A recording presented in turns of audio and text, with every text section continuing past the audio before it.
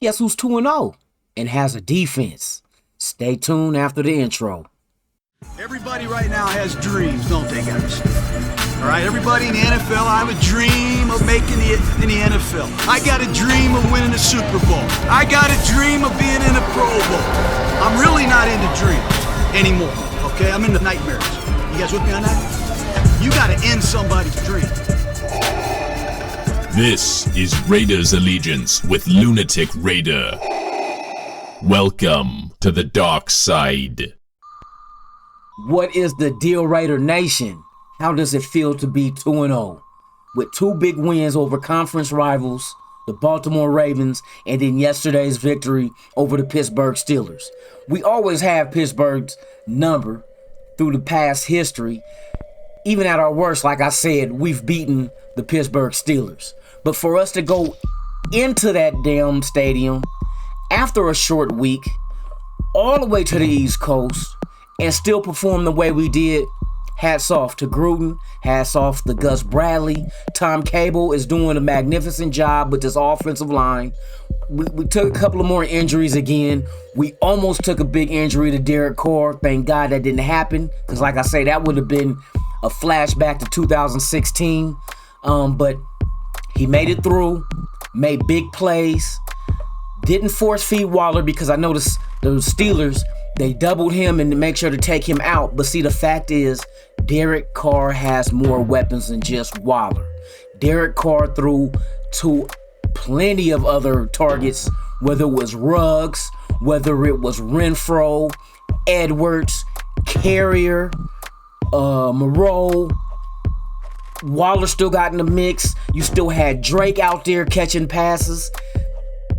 Hey, this team is something to reckon with, man. You can try to focus on the one main thing that we might do good and try to take it away, but they're just going to go other avenues and take advantage of that. Like that old theory goes, we're going to take what you give us, and that's exactly what Carr did. Carr came out there spectacular. Almost 400 yards again in week 2.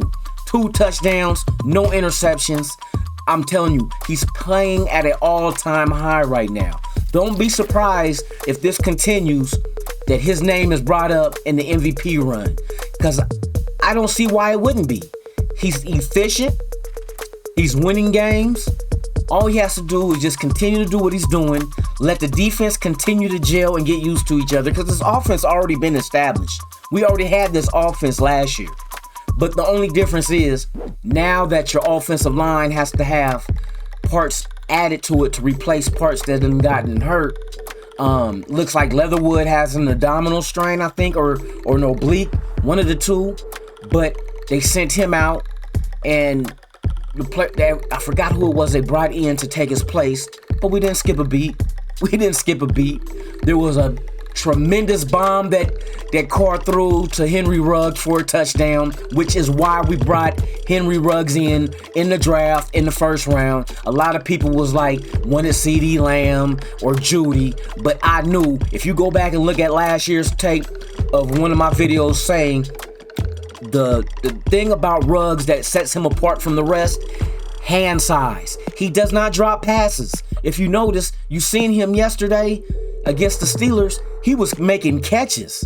All hand catches, not no to the chest, in the gut. He was catching the ball. But that is one of the things that I discussed, is about hand size plays a big part in this. Something that you don't teach. So with that being said, over 100 yards, I think he had 113 yards in a TD for Ruggs.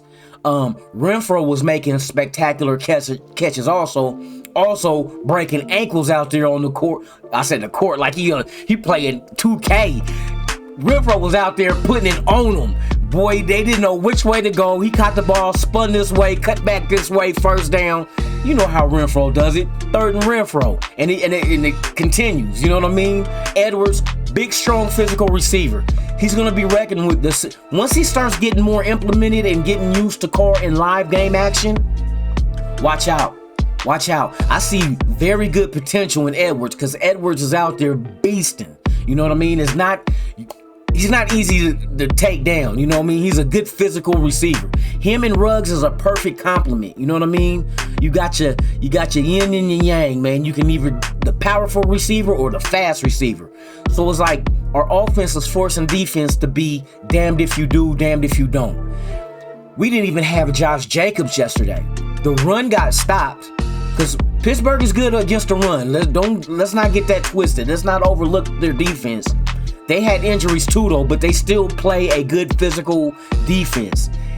They stopped our run more than less, and Josh Jacobs did not even travel with the team. But even without him, you forced Carr into a situation where he basically became one-dimensional because you took away the run, but you could not take away the pass. You tried to take away Waller.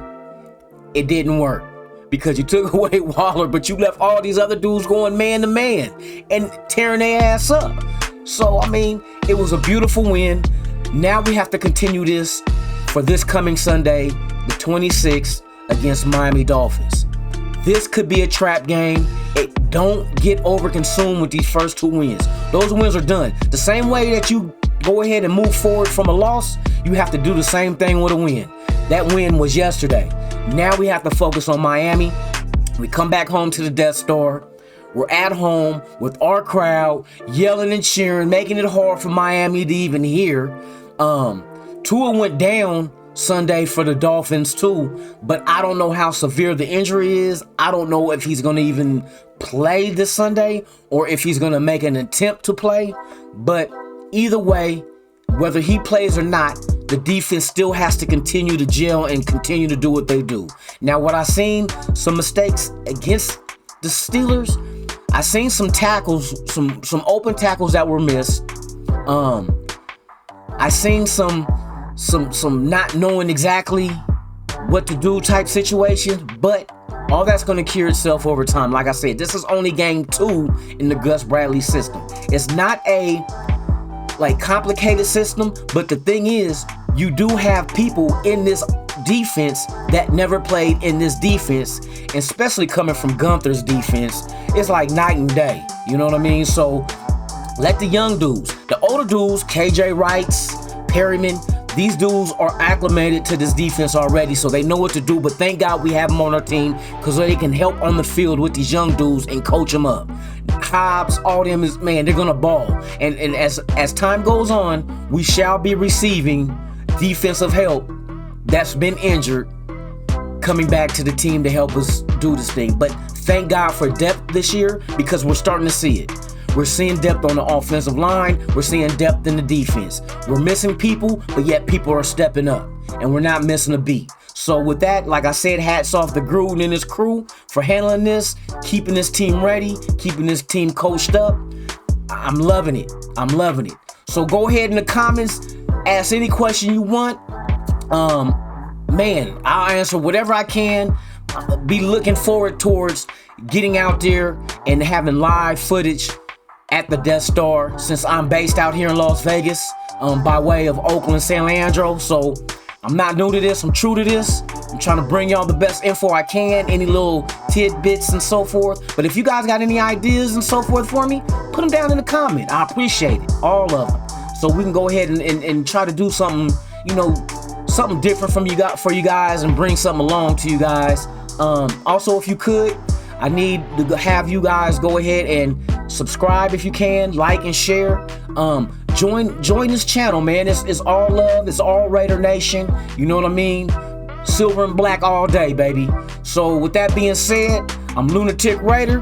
Raiders Allegiance. Let's go 3-0, baby. I'm out.